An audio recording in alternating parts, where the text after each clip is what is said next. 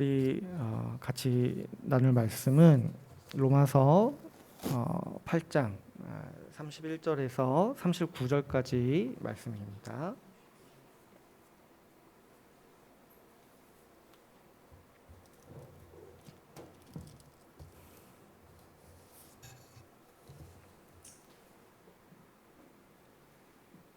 네, 로마서 8장 31절에서 39절까지 말씀입니다.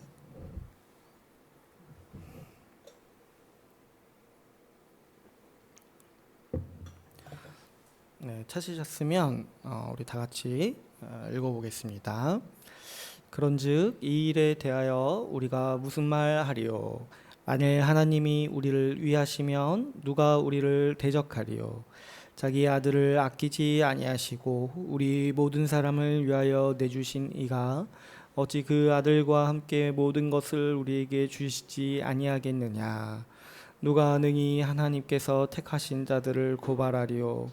의롭다 하신 이는 하나님이시니 누가 정죄하리요? 죽으실 뿐 아니라 다시 살아나신 이는 그리스도 예수시니 그는 하나님 우편에 계신 자요 우리를 위하여 간구하시는 자시니라. 누가 우리를 그리스도의 사랑에서 끊으리요? 환난이나 곤고나 박해나 기근이나 적신이나 위험이나 칼이랴. 기록된 바 우리가 종일 주를 위하여 죽임을 당하게 되며 도살당할 양같이 여김을 받았나이다 함과 같으니라. 그러나 이 모든 일에 우리를 사랑하시는 이로 말미암아 우리가 넉넉히 이기느니라. 내가 확신하노니 사망이나 생명이나 천사들이나 권세자들이나 현재일이나 장래일이나 능력이나 높음이나 깊음이나 다른 어떤 피조물이라도 우리를 우리 주 그리스도 예수 안에 있는 하나님의 사랑에서 끊을 수 없으리라. 아멘.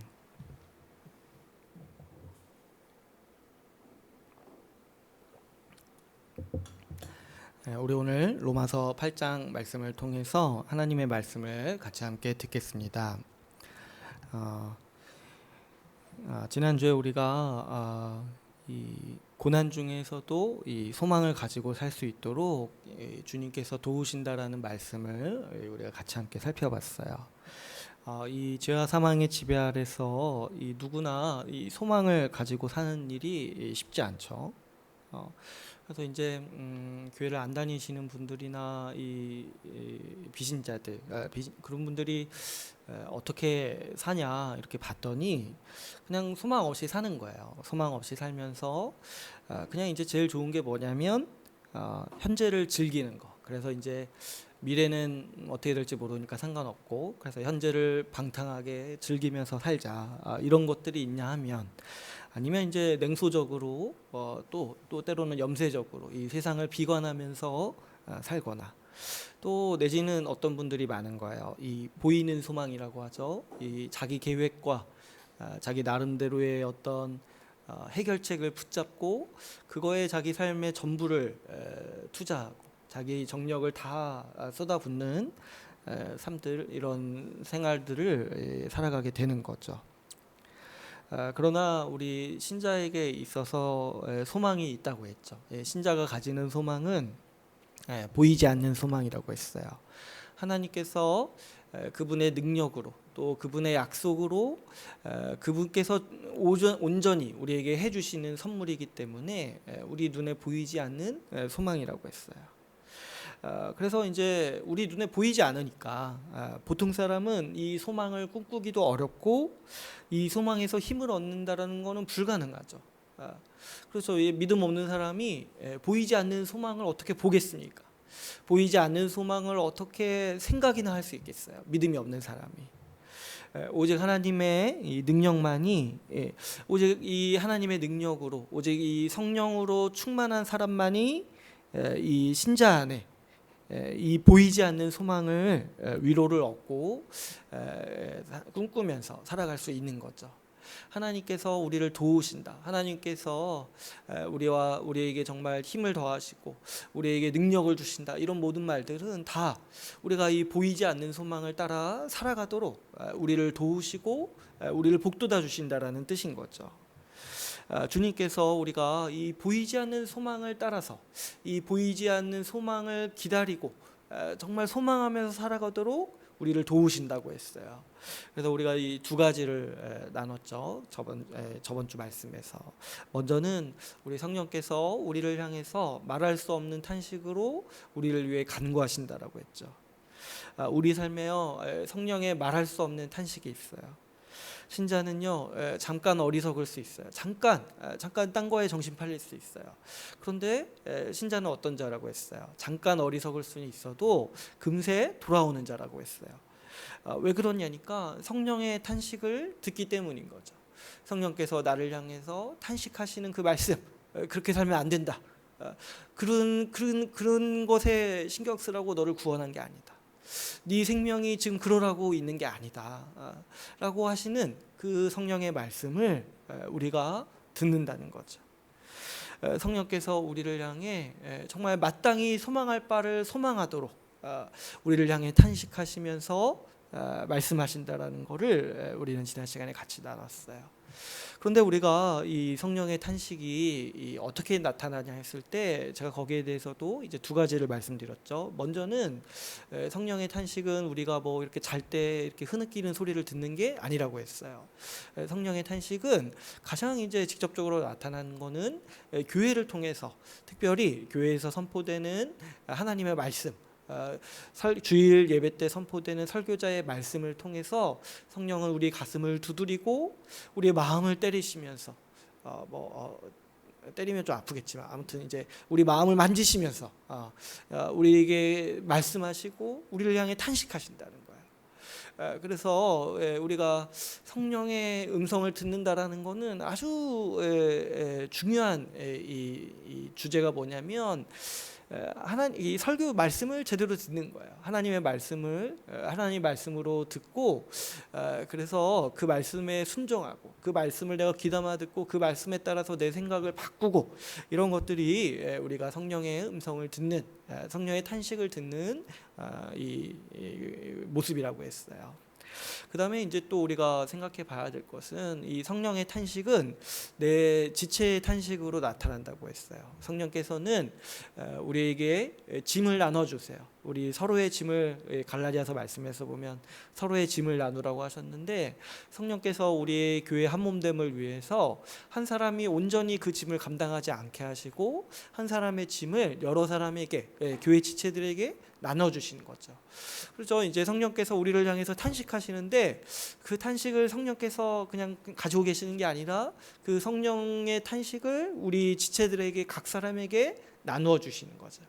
그래서 우리 이 성령의 말할 수 없는 탄식이 우리가 눈으로 직접 볼 수 있는 건 뭐냐면 이 지체의 간구, 지체의 탄식이라고 했어요. 지체가 나를 향해서 걱정해주고 기도하는 거. 그래서 대부분은 사실 기도로 끝나요. 대부분은 기도하면서 그 사람을 위해서 말 못한 탄식으로 기도하면서 차마 말을 꺼내지 못해요. 그런데 주님께서 이 마음의 부담감을 주시고 짐을 주셔서 이 성령의 탄식을 할 수 있도록 우리를 인도하시는 거죠. 그런데 또 때로는 말할 수 있도록 성령께서 인도하신다고 했어요. 그래서 우리가 교회로서 신실하게 살아갈 때 반드시 있는 일 중에 하나가 뭐냐면 신실한 지체의 권고를 듣는 거예요. 이게 없다면 사실 성령께서 일하시는 교회라 할 수 있는가 그런 의문이 들어요. 성령께서 우리를 향해서 지체를 향해 항상 걱정하도록 하시고 지체를 향해 항상 기도하도록 하시는데 그게 이제 차고 넘칠 때 이제 말할 수 있도록 이제 우리를 인도하시는 거죠. 그래서 이제 제가 지난 시간에 당부드린 거는 이 지체의 권고를 귀담아 들어야 된다. 그런 것들을 난 괜히 내 인생에 참견하는 거다. 뭐 이런 식으로나 이거 뭐 내가 알아서 할 건데 스트레스 받게 왜 나한테 이래라 저래라 하냐 이런 식으로 이제 듣는다는 거는 이 성령의 탄식을 아주 만홀히 여기는 거에 지나지 않는 거라는 거죠. 여러분 생각해 보세요. 나를 향해서 걱정해 주는 사람이 이 세상에 몇 명이나 있습니까? 가족 외에 몇 명이나 있습니까? 나를 향해 기도해 주는 사람이 몇 명이나 있습니까? 사실 때로는 가족도 잘 안 해주는데, 나를 위해 기도해 주는 사람도 있고 걱정해 주는 사람도 있는데, 더 나아가서 나를 걱정해서 나한테 와서 권고해 주는 수고까지 감당하는 사람이 이 세상에 누가 있습니까? 교회에 그런 사람이 있다라는 거, 교회에 그런 지체가 있다는 거, 나를 향해 내가 비록 듣기 싫은 말이지만 듣기 싫은 말을 나에게 와서 해주는 지체가 있다라는 것이 우리가 교회로 살아갈 때 얻는 큰 복이고, 이루 말할 수 없는 우리의 안전장치인 거예요. 그래서 우리가 교회로 함께 살아갈 때 우리는 안전하고 길을 잃지 않을 수 있다라고 우리가 지난 시간에 나눴죠. 또 두 번째로, 하나님께서 우리가 이 소망을 가지고 살아갈 수 있도록 도우시는 도움 중에 하나는 하나님께서 미리 정하셨다고 했어요. 그래서 우리를 미리 아시고 미리 정하셨을 뿐만 아니라 의롭다 하시고 영화롭게 하셨다라고 했어요. 이게 무슨 말이냐니까, 우리가 그분의 확고한 계획 안에 있다라는 거야. 하나님은 계획을 가지고 계세요. 그런데 그 하나님의 계획은 우리가 생각하는 계획과 달라요. 우리의 계획은 계획을 세워도 좌절되기 쉽고, 이 계획이 있다라는 건 뭐야? 무너질 위험이 항상 있다라는 거잖아요. 근데 하나님의 계획은 그렇지 않아요. 하나님께서 계획하시고 그것을 우리에게 선포하셨다? 이거는 반드시 일어나는 일이에요. 이 세상에 어떤 무엇보다도 확실한 보증이 되는 게 뭐냐니까, 하나님이 계획하셨다, 하나님이 정하셨다는 거죠. 근데 그 정하셨다는 게 뭐예요? 우리를 영화롭게 하기로 정하셨다는 거예요. 영화가 어떤 거라고 했어요? 영화는 우리의 성화가 완성되는 거예요. 그래서 우리가 마지막 때 부활해서 부활의 육체로 죄의 모든 영향과 죄의 어떤 이 현상이라 할지라도 모든 죄의 영향을 다 지워버리고 완전히 거룩해지고 완전히 성화해서 그리스도와 닮은 모습으로 나타나는 것이 우리의 영화인 거예요. 그래서 그리스도와 같은 모습으로 서게 되는 거, 주와 함께 있는 거, 주와 함께 다스리고 주와 같은 모습으로 살아가는 거, 그것이 우리가 이제 꿈꾸는 영화의 삶인 거죠. 그런데 하나님께서는 이 일이 일어나도록 우리에게 정하셨다는 거예요. 이 영화롭게 하실 자들을 하나님은 구원하시고 우리를 의롭다 하셨다는 거예요.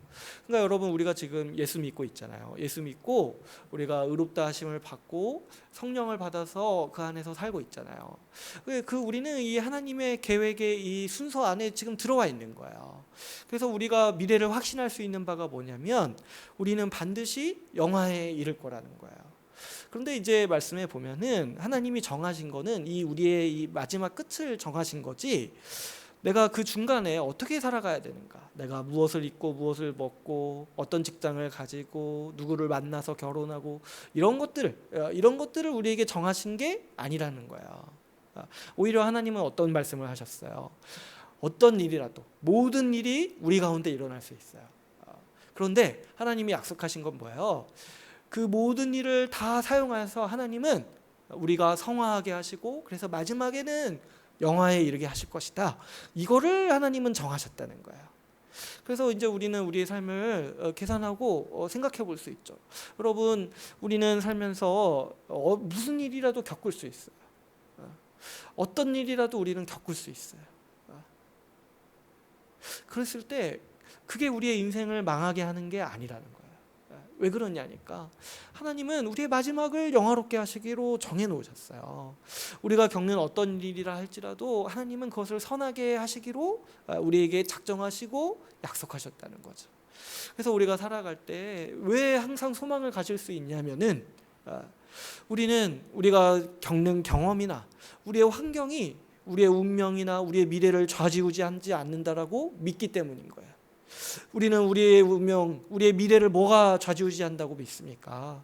하나님께서 정하신 그 뜻이 우리를 움직이고 우리를 인도하신다라는 것을 우리는 알기 때문에, 우리는 어떠한 상황에서도 소망을 버리지 않고 보이지 않는 소망을 따라서 살아갈 수가 있는 것이죠.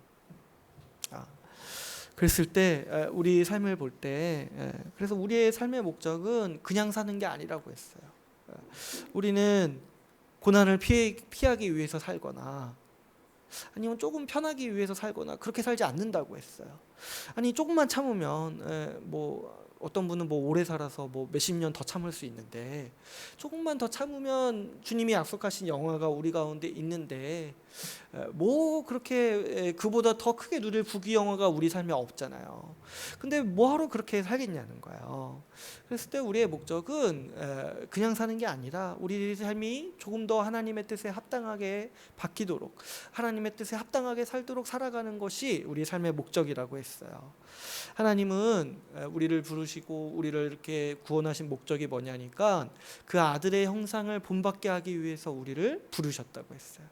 그러니까 우리 신자의 목적은 뭐냐면, 우리가 지금 남아있는 삶을 살아가는 목적이 뭐냐면 이 땅에서 성화하는 거, 바꿔 말하면 예수 그리스도를 닮는 거. 이거를 구체적으로 바꿔 말하면 뭐라고 했어요? 나를 위해서 살지 않고 지체를 위해서 살아가는 거. 그런 사람이 되도록 우리가 우리 자신도 우리 인생의 목적을 그렇게 삼아야 된다는 거예요.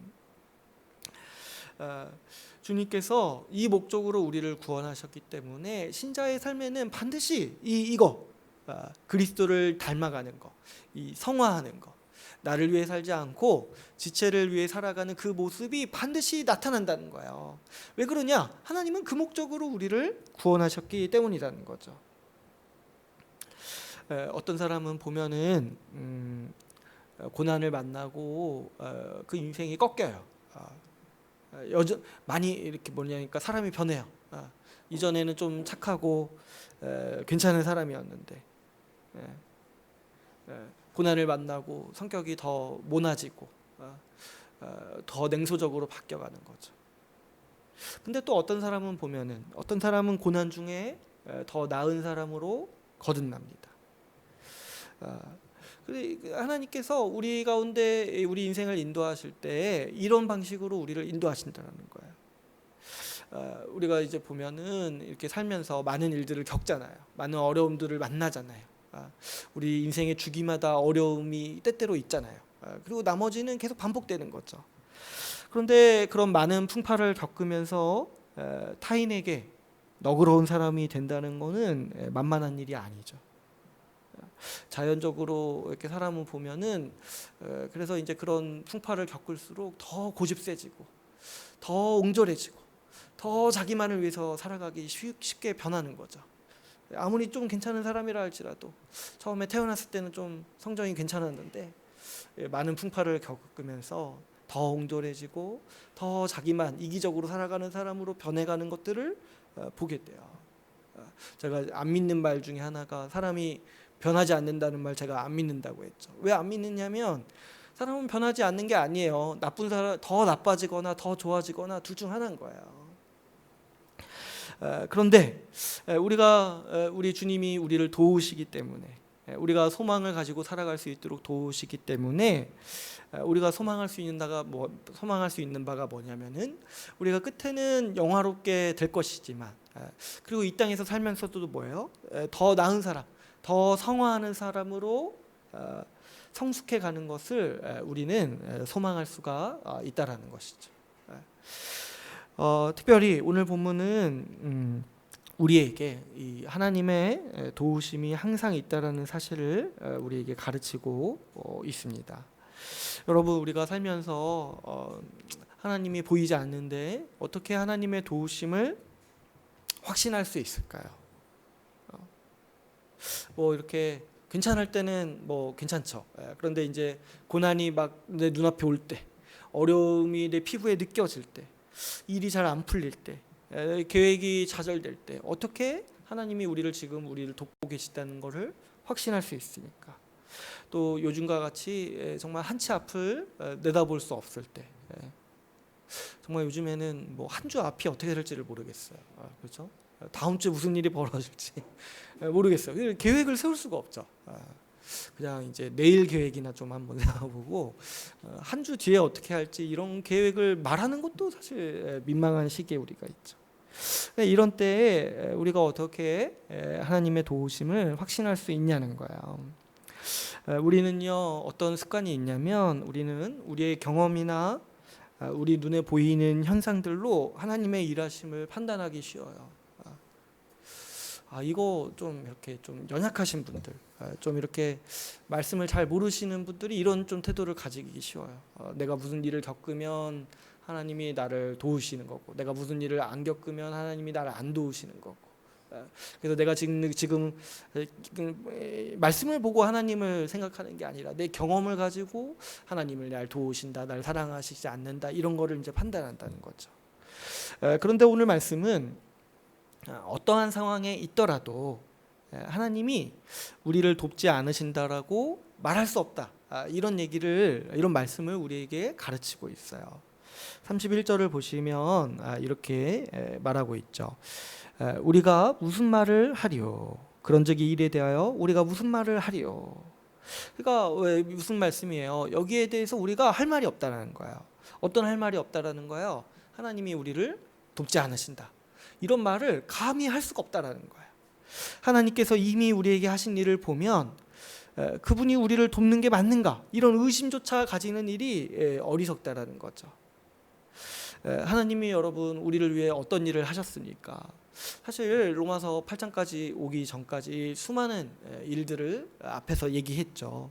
그리고 바로 앞에서도 그리스도를 보내주시고 성령을 보내주시고 미리 아시고 미리 정하시고 의롭게 하셨다라고 이 하나님의 일하신 거를 얘기했어요. 그런데 이제 사도 바울은 그래도 꼭 몇 가지를 더 얘기해야겠다는 거예요. 왜 우리가 주님의 도우심을 확신할 수 있는지 이걸 봐라 하면서, 그래서 이미 하신 일을 이제 다시 한번 얘기하고 있는데 그게 이제 32절이죠. 32절을 우리 같이 한번 읽어보겠습니다. 32절 같이 읽어볼게요. 시작. 자기 아들을 아끼지 아니하시고 우리 모든 사람을 위하여 내주신 이가 어찌 그 아들과 함께 모든 것을 우리에게 주시지 아니하겠느냐. 이 32절을 생각해 보라는 거야. 뭐 힘들고 어려운 일이 있을 때 너무 그렇게 우왕좌왕하지 말고 가만히 앉아서 32절을 한번 생각해 보라는 거야. 무슨 얘기예요? 하나님이 우리에게 아들을 주셨다는 거예요. 근데 그 말이 무슨 말이냐니까, 하나님께서는 이미 시점도 중요해요. 이미 주셨다는 거예요. 이미 주셨는데 뭘 주셨어요? 십자가에서 그분의 모든 것, 다시 바꿔 말하면 그분의 외아들을 우리에게 주셨다는 거예요. 그러니까 이미 그분의 아들을 우리에게 내어주셨다는 거죠. 여러분 우리가 보통 이렇게 말하지 않잖아요. 내가 너에게 내 아들은 줄 수 있는데 내 집은 못 주겠어. 내가 너에게 내 아들은 줄 수 있는데 내 재산은 못 주겠어. 이렇게 말하는 정신 나간 사람이 어디 있습니까? 또 이렇게 말하지도 않죠. 내가 지금 너에게 지금 당장 내 아들을 내어줄 수는 있는데 그 뒤에는 네가 그냥 알아서 살아. 이렇게 말하는 이상한 사람이 어디 있겠습니까? 하나님께서 십자가에서 이미 아들을 주셨다라는 것은 이미 그분은 우리에게 그분의 전부를 주시기로 작정하셨다라는 거죠. 이렇게 생각하는 게 그래서 어리석다는 거예요. 나는 주님이 십자가에서 아들을 주셨다라는 걸 믿어. 그런데 주님이 내가 살아가면서 필요한 복은 주시지 않는 것 같아. 이렇게 말하는 게 거의 하나님을 정신병자 취급하는 얘기라는 거예요. 누가 이렇게 행동하냐는 거예요.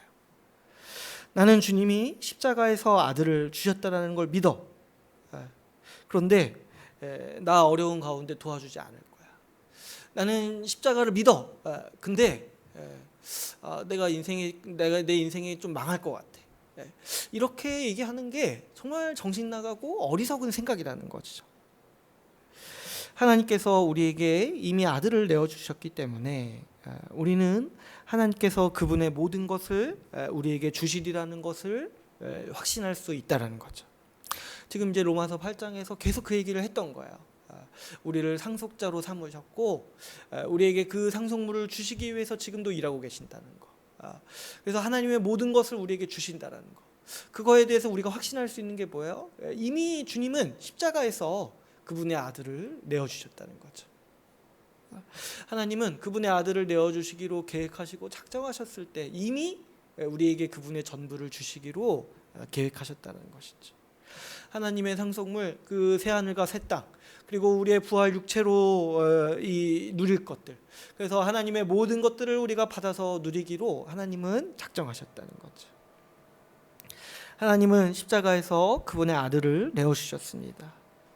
이미 아들을 내어주신 분이 지금도 우리를 충만한 사랑으로 돌보시고 우리의 미래도 지켜주시리라고 우리는 확신할 수 있다라는 거죠. 여러분, 과거에 아들을 내어주신 분이 지금 우리를 싫어하겠습니까? 과거에 십자가에서 아들을 내어주신 분이 우리를 돌보지 않는다라고 생각하는 그 어리석음은 도대체 어디서 오는 거냐는 거야.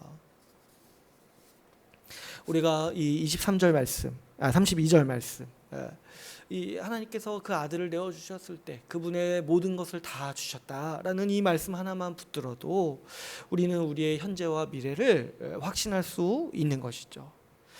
뿐만 아닙니다. 하나님께서는 우리에게 아들을 주신 결과로 우리를 의롭다 하셨죠. 그래서 33절, 34절에서는 어떻게 얘기해요? 33절, 34절도 같이 한번 읽어볼까요? 33절, 34절 같이 읽어보겠습니다. 시작. 누가 능히 하나님께서 택하신 자들을 고발하리요? 의롭다 하신 이는 하나님이시니 누가 정죄하리요? 죽으실 뿐 아니라 다시 살아나신 이는 그리스도 예수시니 그는 하나님 우편에 계신 자요 우리를 위하여 간구하시는 자신이라. 하나님께서 우리를 의롭다라고 정하셨다는 거예요. 하나님께서 우리를 의롭다라고 선언하셨다는 거예요. 여러분, 우리도 보면은 우리가 그 법정에서 대법원에서 판결이 내려오면 누구도 그 판결에 대해서 의문을 제기하지 못하잖아요. 근데 뭐라고 할 수 있어요. 이 사람이 어차피 한 일이니까 그거 싫은 사람은 이제 뭐라고 반문할 수는 있죠. 그게 틀렸다. 근데 우리가 의롭다함을 받은 것은 누가 선언하신 일이냐면 하나님께서 그분의 법정에서 선언하신 일이에요. 여기에 대해서는 누구도 반론의 여지가 있을 수 없다라는 거죠. 누구도 이에 대해서 의문을 달거나 우리에게 죄 있다라고 고발하지 못한다라는 거야. 하나님께서 이미 법적으로 선언하셨어요. 우리가 의롭다. 하나님 앞에서 의롭다. 하나님이 이렇게 정하셨는데 누가 너 좀 잘못하는 거 아니냐, 너 좀 죄인 아니냐 이런 식으로 고발할 수 있냐는 거야. 그러면은 그거는 나를 대적하는 게 아니에요. 나에 대해서 뭐라고 하는 게 아니라 누구한테 뭐라고 하는 거예요. 하나님의 판결에 의심을 갖고 하나님의 권위에 도전하는 사람만이 그렇게 할 수 있다라는 거죠. 누가 하나님이 위하는 사람을 고발하고 누가 그리스도께서 대신 죽은 사람을 정죄하겠습니까? 더 나아가서 누가 하나님이 위하시는 사람을 얕보겠습니까? 누가 하나님이 위하시는 사람을 무시할 수 있겠습니까? 누가 그리스도께서 죽으시고 하나님께서 의롭다라고 선언하신 사람을 너 부족하다, 너 실패했다 이렇게 감히 평가할 수 있겠냐는 거야.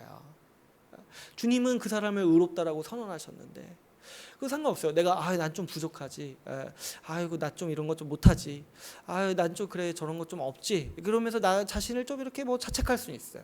근데요, 내 그런 나의 신분이 뭐냐니까 주님이 나를 의롭다라고 선언하셨다라는 거예요.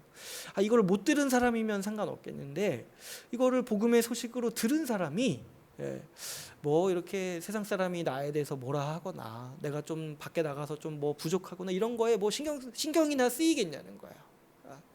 그리고 또 누가 감히 나에 대해서 뭐라고 하겠냐는 거예요. 내가 좀 없다고 너 실패했다, 너 부족하다, 너 그러면 미래가 위험하다, 너 지금 그러면 망할 거다, 누가 감히 나한테 그런 얘기를 하겠냐는 거예요.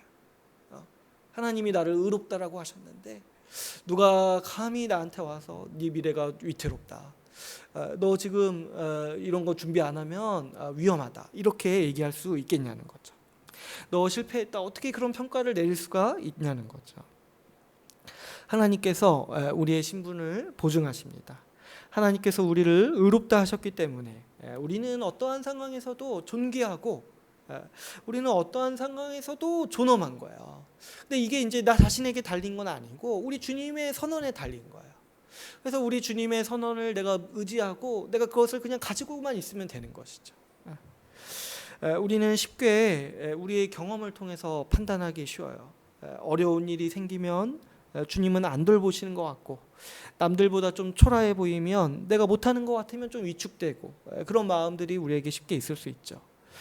그러나 우리의 경험이 아니라 주님이 우리에게 말씀하시는 이 진리의 말씀을 볼 때 우리는 얼마나 큰 도우심 안에, 하나님의 극진한 도우심 안에, 하나님의 극진한 도우심과 보증 안에서 우리가 지금 살아가고 있는지를 볼 수가 있는 것이죠.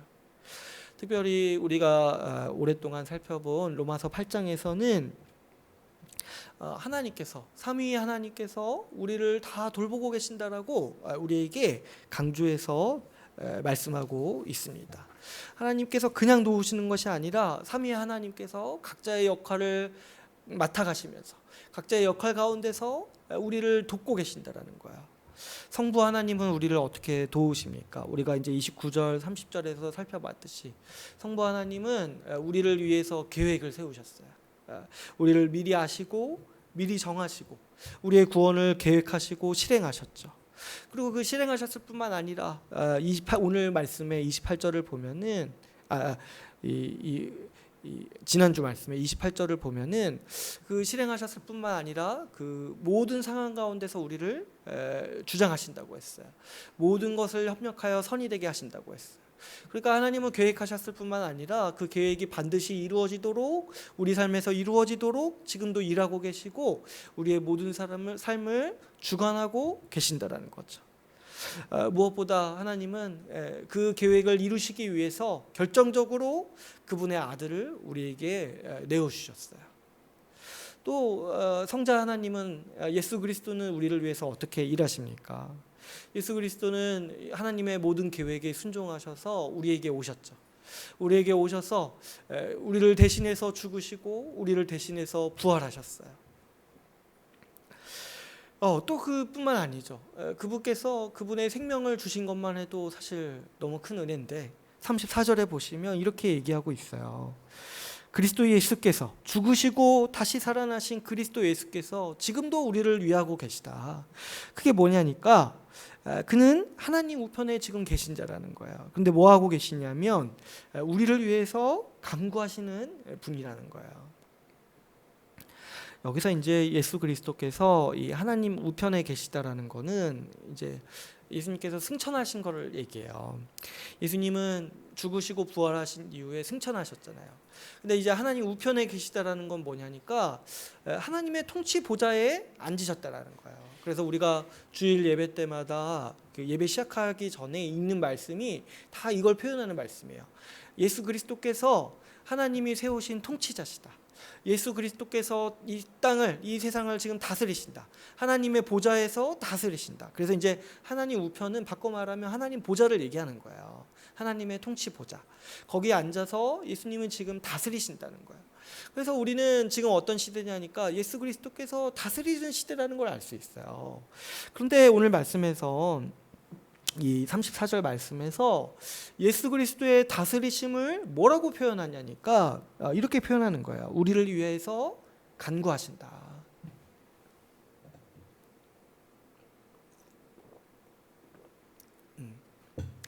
예수님은 모든 만물을 다스리세요. 지금 하나님의 보좌에서 모든 만물을 통치하시고 다스리고 있어요.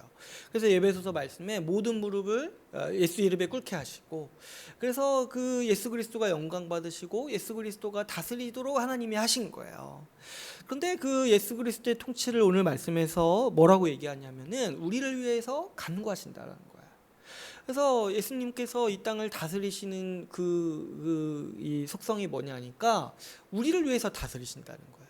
우리를 위해서 간구하는 마음으로 이 세상을 통치하시고 지금 다스리고 계시다라는 거예요. 그러니까 주님은 지금도 그 통치 보좌에서 우리를 위해서 통치하고 계시고 우리를 위해서 다스리고 계시다라는 거죠.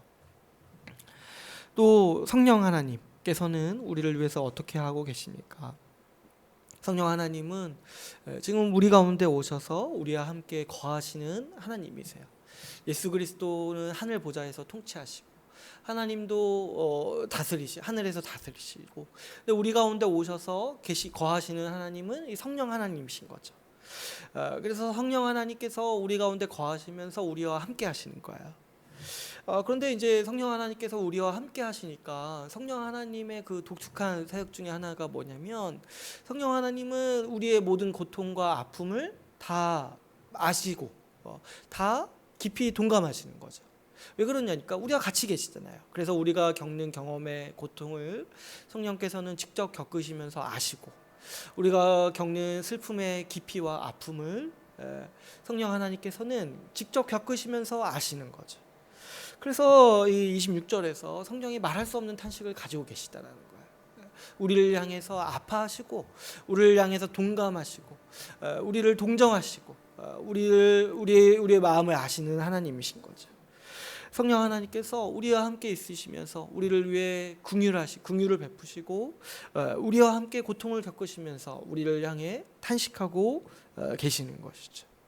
그래서 여러분, 우리가 지금 어떤 상황 가운데 있습니까? 우리는 이 하나님의 도우심 아래에 있는데, 그 하나님께서 이 삼위 하나님의 도우심으로 우리를 지금 돕고 계시다라는 거예요. 여러분, 내가 좀 삶이 불안정하고 미래가 좀 불안하다고 느낄 때, 이거 무슨 이렇게 노래 가사 있었던 것 같은데, 하늘을 보라고 문득 외롭다 느낄 때 그런 거 있었대. 아니 근데 좀 불안하고 미래가 좀 불안정하다고 느낄 때 로마서 8장을 한번 보세요. 로마서 8장을 보면 지금 내 눈에 보이지 않는데 우주가 어떻게 돌아가는지를 우리에게 설명하고 있는 거예요. 이 세상이 어떻게 돌아가고 있는가, 하나님이 이 세상을 지금 어떻게 다스리고 있는가, 삼위 하나님께서 우리를 위해서, 나를 위해서, 우리를 위해서, 교회를 위해서 지금 물샐 틈 없이 우리를 돌보고 계시다라고 지금 로마서 8장은 우리 가운데 말씀하고 있는 것이죠. 삼위 하나님의 우리를 향한 사랑이 날마다 부어지고 있습니다. 온 우주가 그것을 알고 있고, 온 우주가 그런 방식으로 통치되고 있어요. 우리를 위해서 돌아가고 있어요. 삼위 하나님께서 오늘도 우리를 위해 일하고 계십니다. 그래서 31절에서 말씀하듯이 하나님이 우리를 위하시는데 누가 우리를 망하게 하겠느냐는 거예요. 삼위 하나님께서 이렇게 작정하시고 계획하시고 그 실행하시고 우리를 돕고 계시는데 누가 우리를 망하게 하겠느냐, 이렇게 얘기하고 있는 것이죠. 그러므로 우리가 우리 살면서 경험하는 어떤 경험이라 할지라도 우리를 향한 하나님의 돌보심과 사랑에서 끊을 수 없다라고 오늘 본문은 힘주어서 우리에게 강조하고 있는 것이죠. 사도 바울은 특별히 우리가 어떤 상황에 직면하고 있는지를 말하고 있습니다. 35절에 보시면은 이렇게 얘기를 하죠. 누가 우리를 그리스도의 사랑에서 끊으리요? 환난이나 곤고나 박해나 기근이나 적신이나 위험이나 칼이랴.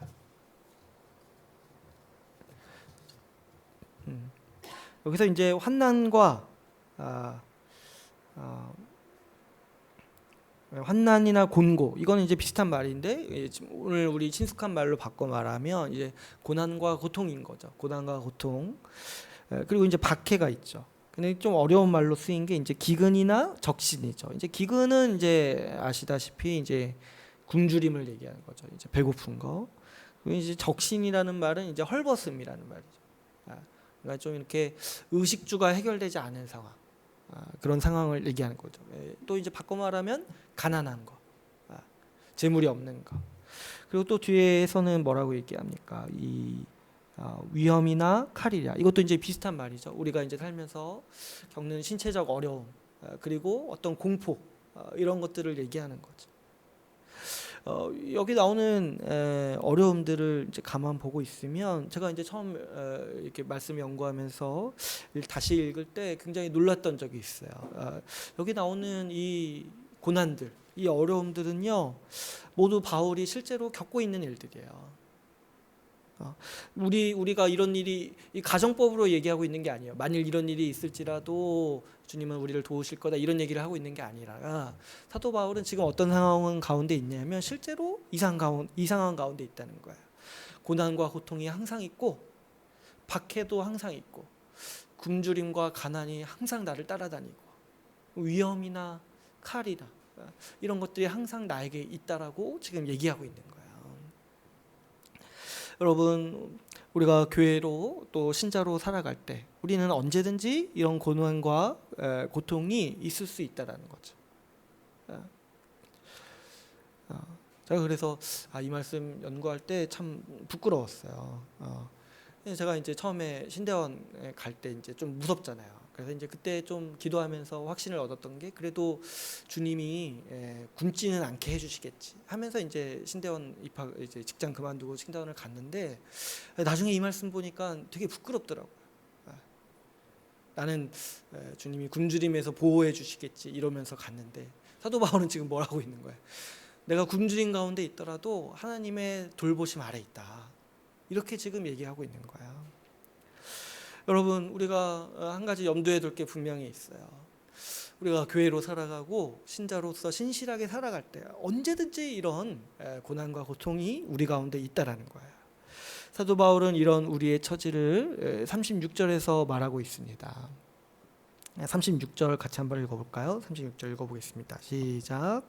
기록된 바 우리가 종일 주를 위하여 죽임을 당하게 되며 도살당할 양같이 여김을 받았나이다 함과 같으니라. 지금 사도 바울은 이렇게 말하는 거예요.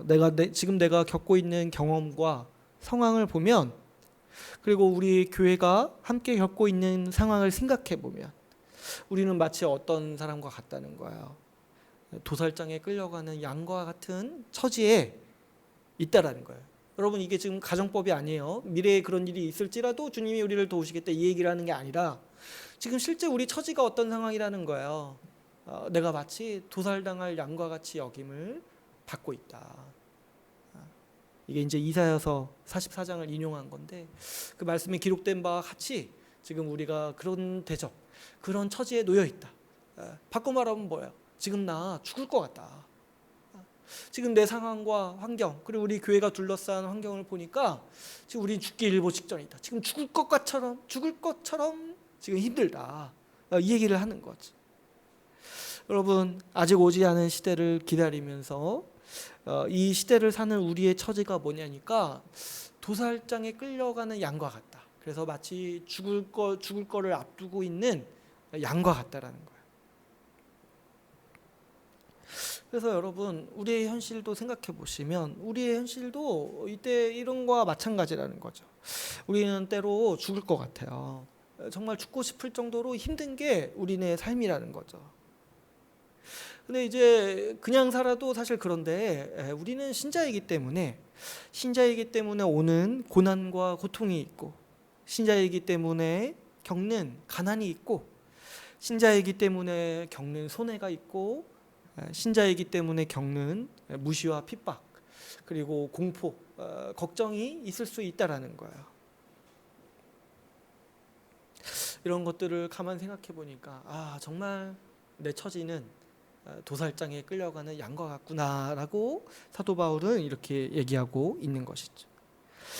그러나 37절에서 사도 바울은 이렇게 말합니다. 이 모든 일에 우리를 사랑하시는 이로 말미암아 우리가 넉넉히 이긴다. 그냥 이기는 것도 아니고 넉넉히 이긴다라고 말씀하고 있습니다.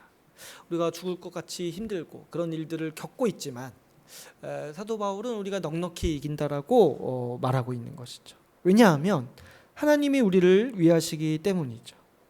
하나님이 우리를 위해 지금도 일하고 계시기 때문이라는 거예요. 하나님이 우리를 위하시는데 어떤 것들이 우리를 망하게 하겠냐는 거죠. 그래서 이제 38절, 39절에서 이런 얘기를 하는 거예요. 우리 유명한 말씀인데 한번 같이 읽어볼까요? 38절, 39절도 같이 한번 읽어볼게요. 같이 읽어보겠습니다. 시작. 내가 확신하노니 사망이나 생명이나 천사들이나 권세자들이나 현재일이나 장래일이나 능력이나 높음이나 가품이나 다른 어떤 피조물이라도 우리를 우리 주 그리스도 예수 안에 있는 하나님의 사랑에서 끊을 수 없으리라.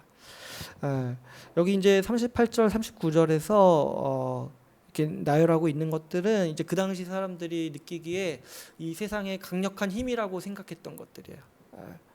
그래서 이제 사망이나 생명이나 천사들이나 권세자들이나 현재일이나 장래일이나 능력이나 높음이나 기쁨이나 그 어떤 거 이 세상에 아무리 강력한 것을 아무리 생각해도 우리를 망하게 할 수 없다는 거예요. 왜 그러냐니까 하나님이 우리를 지금 돕고 계시기 때문에. 여러분 우리가 오늘날 생각하는 강력한 힘은 뭐가 있습니까? 뭐가 있을까요? 뭐 재산이나 빚이나 뭐 전세 대출금이나 평판이나 그런 이미지들, 아니면 정치적으로 강력한 정당이나 대통령, 아니면 내가 자랑할 수 있는 소유나 차, 이런 것들이 강력한 힘이라고 생각할 수 있죠.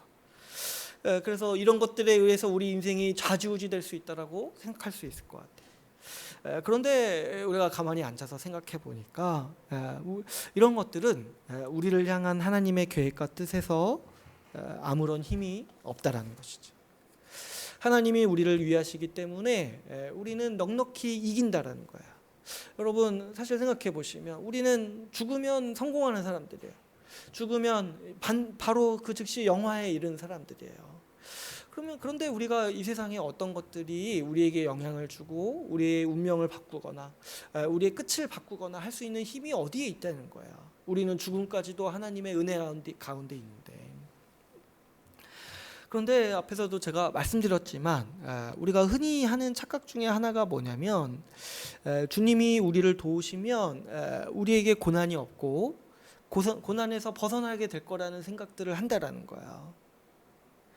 그래서 우리는 곧잘 우리의 경험을 가지고 하나님의 도우심을 판단한다는 거죠. 좋은 일이 생기면 하나님이 나를 도우셨구나.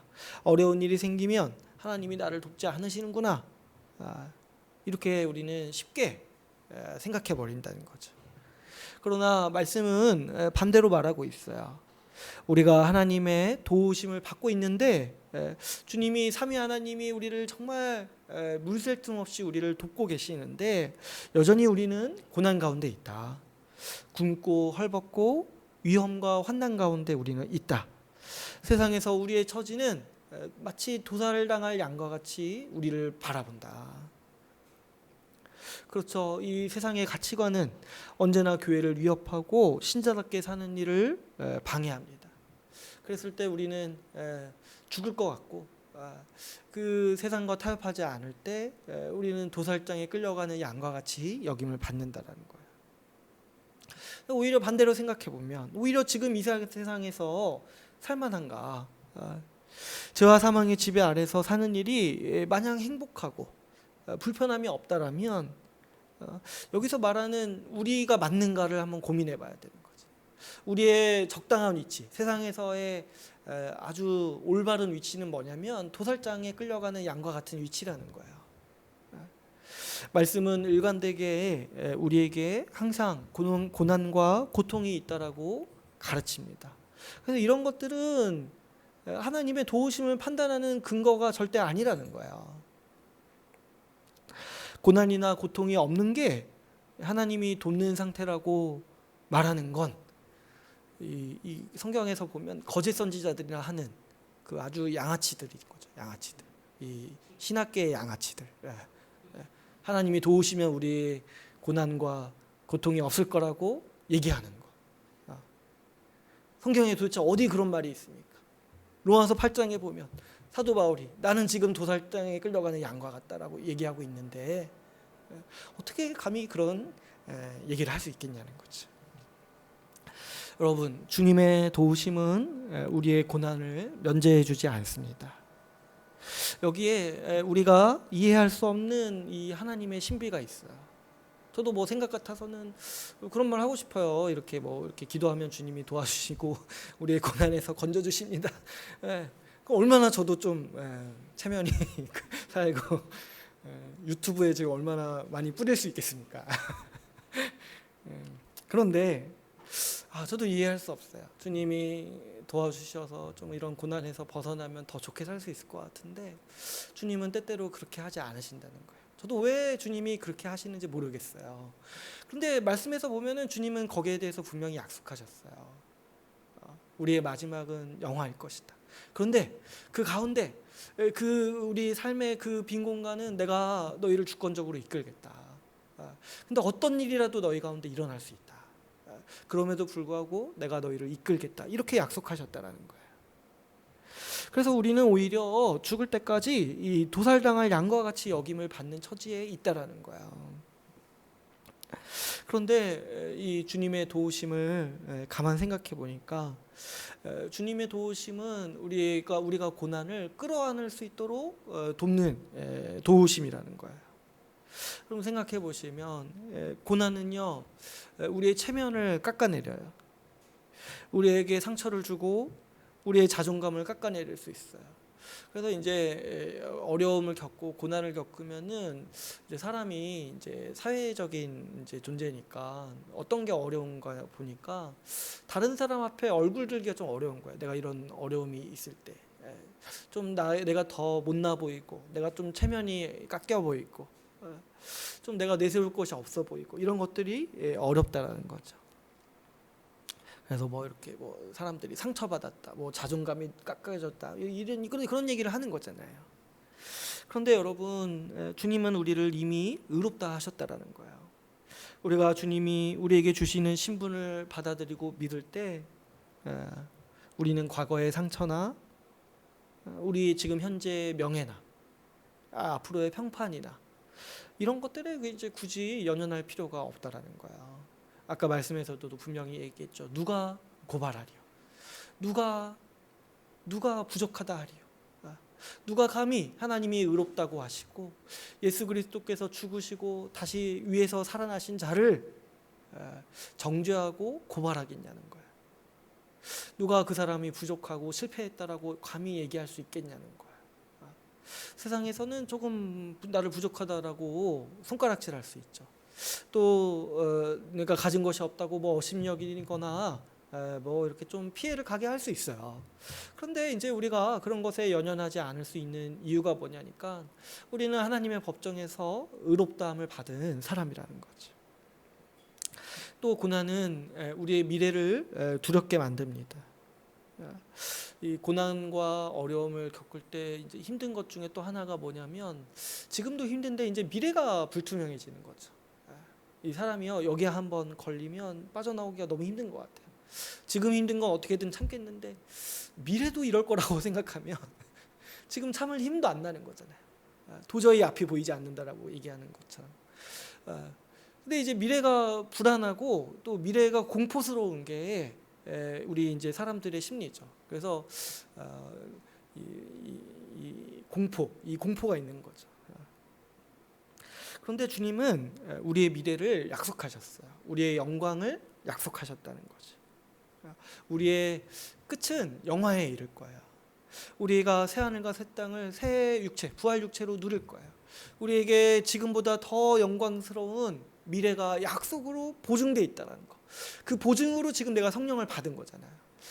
그 보증을 갖고 있다라는 거를 우리가 기억했을 때 우리는 미래를 막연히 불안해하는 그런 습관에서 벗어날 수가 있는 것이죠. 우리 예수님께서도 말씀하신 게 내일 일을 걱정하지 말라고 하셨어요. 내일 일은 내일이 염려하라고 했어요. 그러니까 내일 염려하라는 게 아니라 내일이 염려할 것이다. 그러니까 이제 그러니까 우리는 하지 말라는 거예요. 우리는 내일도 걱정하지 말라는 거예요. 그러니까 왜 그러냐니까 주님 입장에서 보면 얼마나 답답하겠습니까? 이게 좀만 가면은 영화인데 그 한 몇십 년 앞두고 걱정하고 있는 거. 그러니까 우리가 이제 우리 주님의 약속을 생각해 볼 때 우리는 고난 때문에 미래를 두려워하거나 염려하는 것이 아니라는 것이죠. 그런 우리는 습관에서, 이 염려하는 습관에서 우리는 벗어날 수가 있는 것이죠. 하나님은 우리가 고난 중에서 더 성숙할 수 있도록 이 그리스도를 닮은 모습으로 자라도록 하시는 거예요. 우리 이제 오늘 바울에서 말했을 때 우리가 넉넉히 이긴다고 했을 때 이제 우리가 이제 눈치채야 될 게 있어요. 여기서 이제 많은 분들이 오해하듯이 여기서 이제 넉넉히 이긴다라는 말이 우리가 이제 고난을 극복하고 고난 없는 삶을 살게 될 것입니다, 이 얘기를 하는 게 아니라는 거예요. 뭐 고생 끝에 복이 옵니다 이런 얘기를 하는 게 지금 아니라는 거예요. 지금 사도 바울은 계속해서 무슨 얘기를 하고 있어요? 우리 죽을 때까지 도살당할 양과 같이 여김을 받을 것이다. 그런데 이제 우리가 이긴다라는 게 뭐냐니까 여기서 하나님의 뜻이 이루어지는 거예요. 하나님의 뜻이 뭐라고 했어요? 그 아들의 형상을 본받는 거라고 했죠. 우리가 고난 중에 있을지라도 우리가 더 성숙하여져서 예수 그리스도를 닮은 모습으로 성숙하여진다는 거죠. 더 구체적으로 말하면 우리가 고난 중에서도 자기를 위해 사는 삶을 더 내려놓고 더 지체를 위해 사는 사람으로 더 성숙한 사람이 돼간다라는 거죠. 믿음이 없는 사람에게 고난은 여러 생채기를 남길 수 있습니다.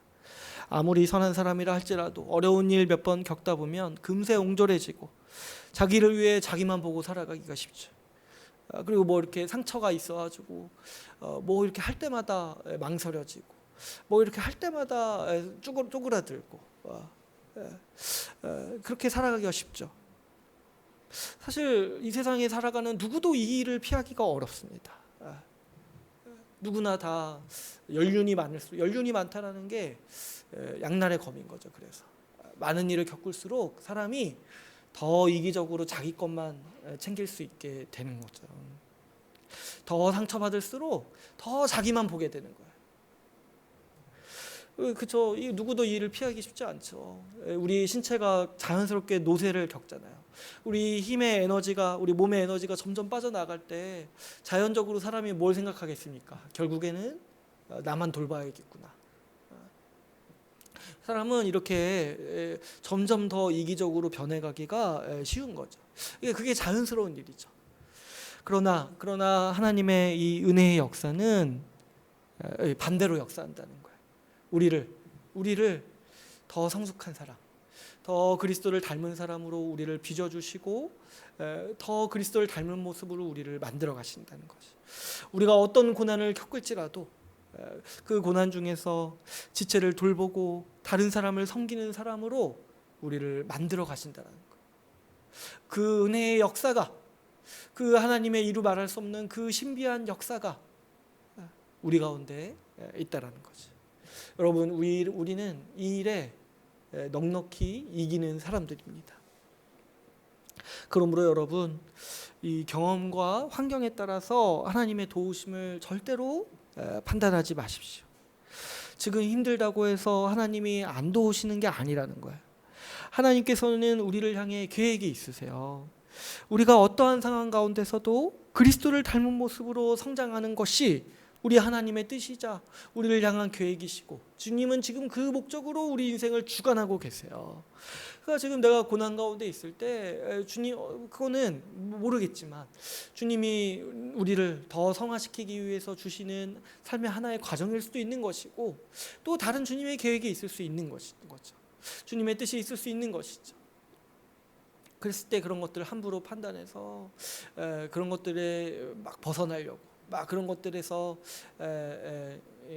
도망치려고 이렇게 하지 말라는 거죠. 또 반대로 지금 아무 문제 없고 행복하다고 해서 주님이 특별히 복 주시는 게 아닐 수도 있다는 것도 염두에 두셔야 돼.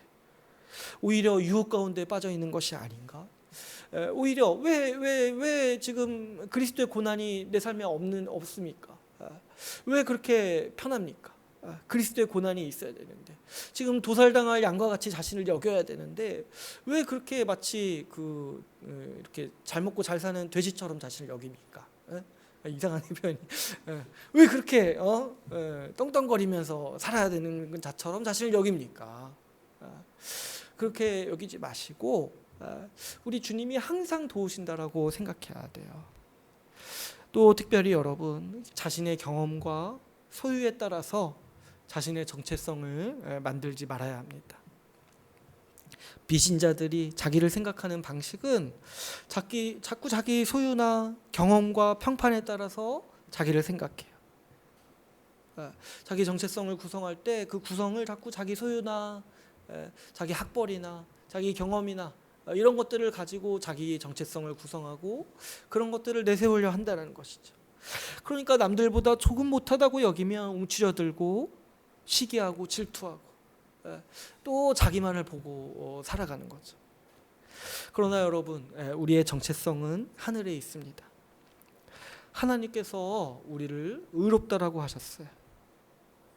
내가 어떤 처지에 있는지, 무엇을 가지고 있는지는 우리의 정체성과 아무런 상관이 없습니다. 세상에서는 좀 없고 모자란 나를 이 도살장에 있는 양처럼 비웃을 수 있어요. 실패한 사람이라고 뭐 말할 수 있어요. 뭐 이렇게 동창 모임에 갔더니 내가 제일 뒤처지는 것처럼 보일 수 있어요. 그런데 생각하세요. 하나님이 나를 의롭다고 하시는데 누가 나를 비웃으리요? 하나님이 나를 의롭다고 하시는데 누가 나를 부족하다고 손가락질하리요? 여러분, 이거면 되지 않겠습니까? 하나님이 우리를 의롭다 하셨으니 우리는 이미 성공한 인생을 살고 있습니다. 주님이 우리를 어떻게 돕고 계시는지는 우리의 경험과 환경이 아니라 십자가에서 모두 드러났습니다. 아들을 내어주신 이가 모든 것을 우리에게 주십니다. 항상 생각하세요. 이미 아들을 주신 분이 지금도 그리고 우리 미래도 가장 좋은 것으로 우리에게 베푸시고 우리를 돕고 계십니다. 이제 오늘 말씀을 맺겠습니다. 오늘 우리는 하나님이 우리를 어떻게 도우시는지 나누었습니다. 아들을 주신 하나님께서 모든 것을 우리에게 주십니다. 아들을 주신 하나님이 지금도 그리고 우리 앞으로 미래도 우리를 위해 일하고 계십니다. 우리에게 고난과 고통이 있습니다. 그리고 반드시 있어야 돼요. 그러나 그럼에도 불구하고 우리는 안전합니다. 삼위 하나님께서 나와 우리 가족과 우리 교회를 돌보고 계시기 때문이죠. 여러분, 우리 이 주님의 돌보심을 믿고 살아갑시다. 나에게 있는 고난을 끌어안을 뿐만 아니라 자발적으로 고난받는 사람들이 됩시다. 나 자신을 위해 살려는 그 한 톨의 마음도 벗어버리고 더 지체를 위해서 나누고 지체를 위해 수고하는 사람으로 성장해 갑시다. 올 한 해 정말 많은 어려움이 있고 한치 앞이 보이지 않지만은 하나님께서 우리를 사랑하시기에 넉넉히 이기는 우리 모두와 주의 나라 교회가 되기를 소망합니다. 오늘 말씀을 마치고 같이 기도하는 시간을 갖도록 하겠습니다.